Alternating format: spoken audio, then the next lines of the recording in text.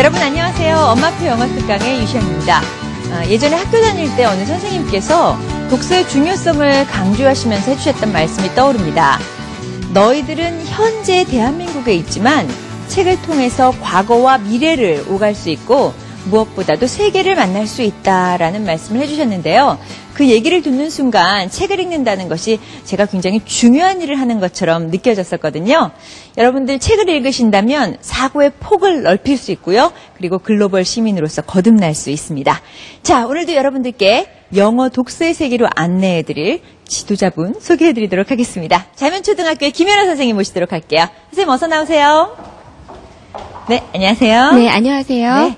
자, 저희가 지금 영어 독서란 주제로 공부를 하고 있는데요. 네. 예전에 저희가 영어 공부할 때 생각을 해보니까 사실 책이라는 게 별로 없었어요. 근데 요즘은 보면 그 영어 책도 영미 문화권뿐만이 아니라 굉장히 다양한 나라의 책들이 많이 나와 있더라고요. 네, 맞습니다. 영어 동화를 활용하면서 영어 동화는 영어로 쓰여 있으니까 영미 문화권에 그런 책만 있다고 생각하시는 분들이 많은데요. 실제로 서점에 나가보면 뭐 아시아권 문화, 그다음에 중남미, 아프리카, 더 나아가서 뭐 극지방의 뭐 이누이트 문화에 이르기까지 다양한 문화가 소개된 책들이 정말 많거든요. 네. 그런 책들을 활용한다면 가만히 앉아서 세계를 일주할 수 있는 그런 좋은 기회도 될 수 있을 것 같습니다. 네. 알겠습니다. 오늘도 아주 다양한 이야기거리가 준비가 되어 있으니까요. 여러분들 기대해 주시고요. 그 이야기거리 만나기 전에 먼저 선생님께서 준비해 오신 강의부터 만나보도록 하겠습니다.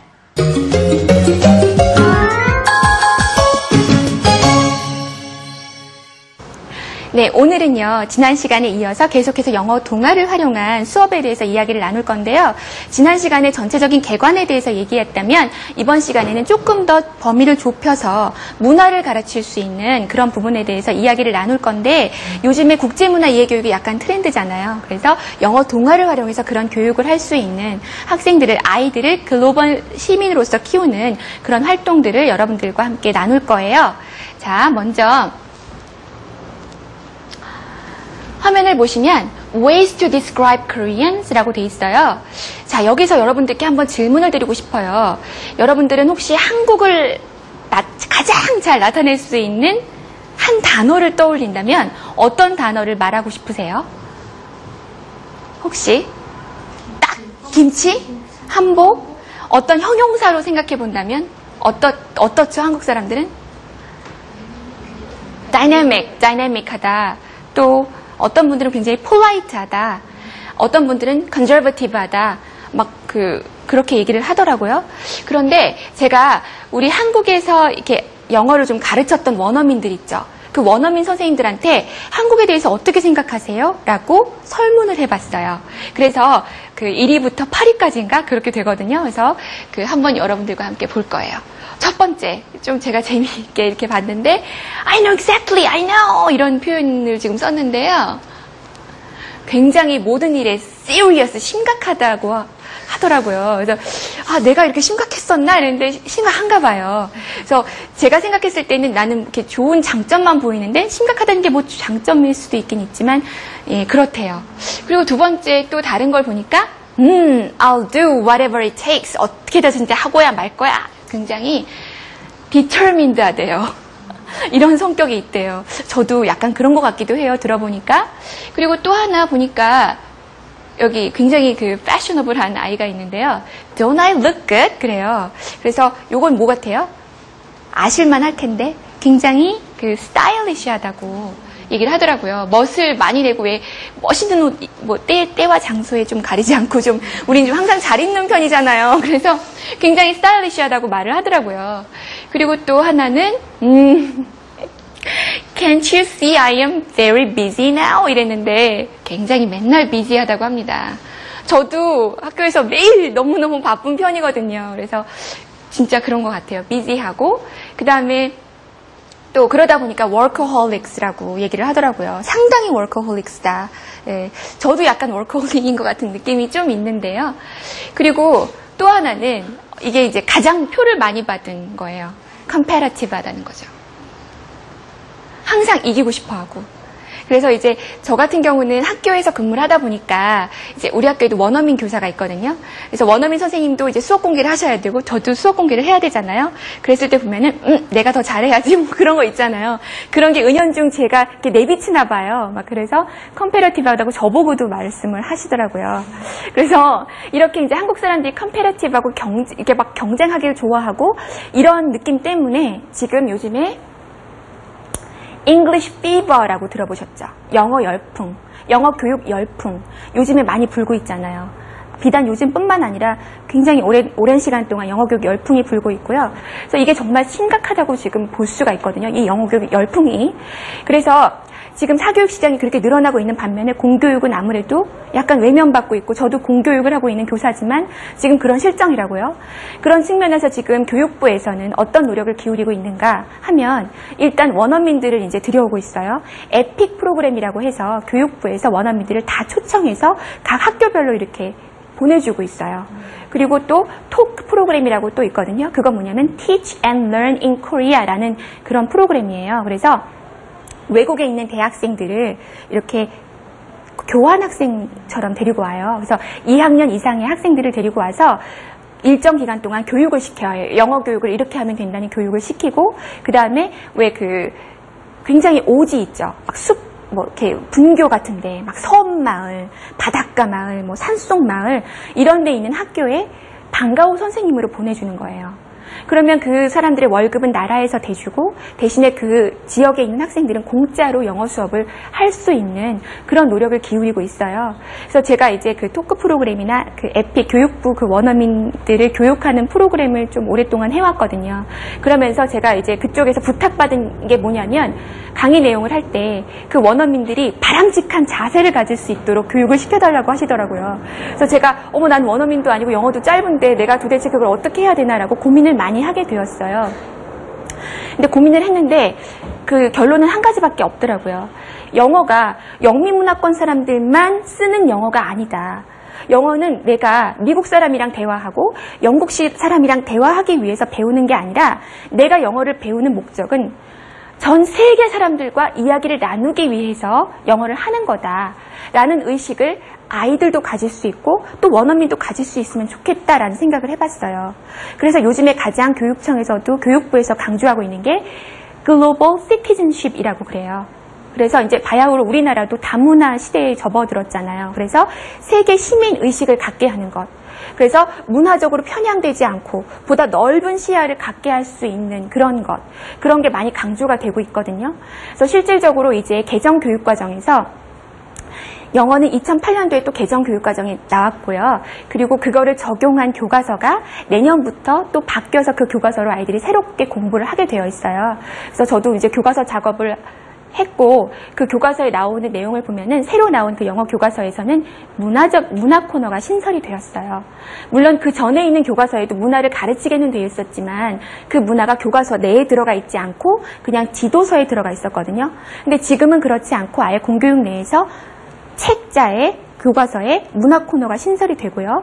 그 문화는 영미문화권의 문화만 다루는 게 아니라 각 지역, 뭐 아랍 문화, 뭐 아프리카 쪽 문화, 아시아 문화 이런 문화들을 다 한꺼번에 다룰 수 있도록 그러니까 뭔가 중간자적 입장을 취할 수 있도록 다양한 문화를 소개시켜주는 것도 교과서에서 이제 그렇게 다루어주고 있어요. 그래서 이런 시점에서 제가 봤을 때 그렇다면 내가 이제 공교육을 하고 있는 그런 교사로서 학생들에게 내가 해줄 수 있는 일이 뭘까라고 또 고민을 심각하게 해봤어요. 그래서 사실은 이제 제가 이제 겨울 방학 때 이제 그 원어민들과 만나고 그런 강의를 하면서 그럼 나도 이걸 진짜 실천에 옮기는 교사가 돼봐야 되겠다라는 생각을 하게 된 거죠. 그래서 이제 서점에 나가봤어요. 서점에 가서 내가 동화책을 좋아하니까 혹시 동화책 속에 숨겨진 여러 가지 문화가 있을 거니까 문화가 영미문화권 문화만 있는 건 아닐 거고 다른 나라 문화도 많이 숨겨져 있을 거다라는 생각을 하게 된 거죠. 그래서 찾아보니까 정말로 다양한 문화가 숨겨져 있는 동화책이 많더라고요. 제가 생각했던 것보다 많더라고요. 그래서 그 동화책을 한번 다 골라보고 사보고 그리고 또 그 내에서 가르칠 수 있는 문화 요소도 한번 뽑아보고 그리고 그거를 순서도 한번 조정을 해봤어요. 순서도 한번 조정을 해보고 그래서 정식으로 이제 교육과정 상에서 요즘에는 이제 교육과정상에서 20% 내외에서 학부모님들이나 학생들이 요구하는 데에서 순증할 수가 있거든요. 수시수를 더 많이 가르칠 수도 있고 조금 줄일 수도 있고 그래요. 그래서 약간 영어 시간도 순증을 하고 그다음에 이제 뭐 재량 시간 학교에는 그런 게 있거든요. 재량 시간이라든지 특화 시간에 국제 이해 교육을 할 수 있는 시간이 허락이 되어 있어요. 그래서 그 시간에 뭐 다른 걸 가르칠 수도 있지만 내가 가르치는 학년은 아무래도 그런 시간을 모아서 이렇게 국제 이해 교육을 할 수 있는 어떤 시간을 마련해 봐야 되겠다. 그래서 한번 적용을 해보게 이르는 거예요. 그래서 이제 실제로 제가 이제 그 학생들을 이제 가르치면서 보통 이제 3월 2일 정도의 설문조사 같은 걸 간단하게 하게 되거든요. 왜냐하면 학생들이 어떤 수준인가를 제가 알아야 그 생활지도도 할 수 있고 그러니까. 그래서 이제 그 좋아하는 과목 묻기 그런 칸도 있었어요. 그러면 좋아하는 과목이 이제 2학년에서 3학년으로 올라오다 보니까 대부분의 학생들이 즐거운 생활을 제일 좋아하는 과목으로 꼽았더라고요. 이제 2학년 때 즐거운 생활을 배우니까 그렇게 즐거운 생활은 체육, 미술, 음악 이렇게 약간 즐기고 노는 그 활동적인 과목이에요. 그 과목을 많이들 좋아한다고 다 1위를 그렇게 썼어요. 특별히 이제 수학을 좋아하는 학생 몇 명이 수학 좋다. 특별히 과학적으로 약간 그러니까 머리가 트인 학생은 과학이 좋다 이런 몇 명이 있었어요. 그런데 이제 쭉 그걸 적용하고 이제 6월 달쯤에 다시 한번 또 조사를 할 기회가 생겨서 조사를 해보니 80% 이상의 학생이 가장 좋아하는 과목은 영어다. 그리고 국제 이렇게 문화 이해 교육을 통해서 이제 영어 교육 동화를 읽어주는 게 너무 재밌다라는 반응을 해준 거예요. 그래서 여기 우리 반 학부모님도 몇 분 계시는데 그래서 학생들이 막 이렇게 좋다고 많이 표현을 해줘서 저도 그게 너무나 즐겁고 그리고 또 이제 학기 초에 이제 영어 그 시험을 치렀거든요. 듣기평가 시험을 치렀는데 그때 점수하고 그 다음에 이제 이렇게 한 학기 동안 이렇게 적용해보고 나서 그 다음에 치렀던 점수하고 상당 10점 정도 올라가 있더라고요. 그래서 거의 영어 시험 성적이 거의 만점에 가까운 그런 평균이 나왔어요. 그래서 그러면 이게 좀 흥미도도 좋아질 수 있고 영어 능력을 높이는 데도 어느 정도 도움을 줄 수 있구나 라는 생각을 제가 하게 된 거죠.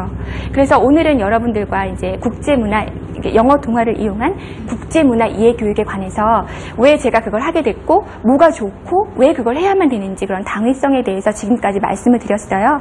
그렇다면 여러분들이 그럼 나도 우리 아이와 함께 그렇게 한번 해볼까라는 생각이 들으실 것 같아요. 그렇다면 그러면 어머니들께 제가 어떤 팁을 주면 좋을까라고 생각을 해봤는데 그렇다면 어떤 동화에 어떤 문화가 소개돼 있어요? 라고 책을 좀 소개시켜 드리고요. 왜냐하면 그 책을 또 가서 한번 또 적용해 보실 수도 있으니까 그런 책을 좀 소개시켜 드리고 그 다음에 또 실제적으로 이제 제가 수업했던 거를 한번 같이 이렇게 활동으로 한번 나눠보면 이해하는 데 참 도움이 되겠다라고 생각을 해봐서 제가 앞으로 이제 동화 소개하고 그 다음에 그걸로 수업하는 거 거기까지 제가 알려드리도록 하겠습니다. 네, 오늘도 활동을 하기 위해서 몇 가지 준비물이 필요합니다. 어떤 것들이 필요한지 알아보시겠습니다.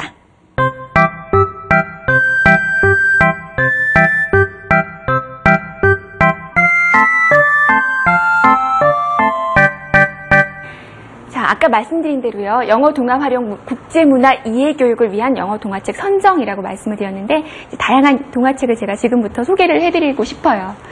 이제 첫 번째 동화책은 이제 Here Are My Hands라는 동화책이에요. 그래서 이거는 빌 마틴 주니어라고 혹시 많이 유명한 작가잖아요. 그래서 이 작가의 작품인데요. 이제 여기 동화책 실제로 이렇게 가지고 왔어요. 그래서 여기 겉에 이 표지를 보시면 지금 여기 화면에서도 보시다시피 다양한 인종의 아이들이 다 있거든요. 그래서 특히 제가 이제 약간 3학년 학생들이었기 때문에 처음에는 이제 쉬운 동화책으로 이제 시작하는 게 아이들에게도 좋고 하다 보니까 이거는 신체 부위를 가르칠 수 있는 아주 쉬운 동화책이에요. 이게 보시면 Here are my hands for catching and throwing. 여기 내 손이 있는데 뭘 받고 그 다음에 던지고 하는 그런 거다. 근데 여기 보면은 어느 나라 아이인 것 같아요? 약간 남미 계열인가요? 예, 곱슬머리에. 네. 여기는 동양 아이 같죠? 그리고 Here are my feet for stopping and going. For stopping and going. 그리고 Here is my head for thinking and knowing. 그래서 이런 식으로 이 동화책이 다 각각의 신체 부위가 어떤 역할을 하는지를 알려주고 그 신체 부위에서 나온 그 아이들은 다 각 세계의 나라를 대표할 수 있는 그런 아이들이 나와요.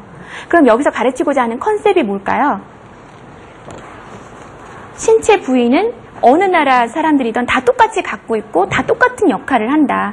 근데 피부색이 달라도 뭐가 달라도 다 똑같은 기관을 갖고 있다. 우리는 다 똑같다. 이런 다르지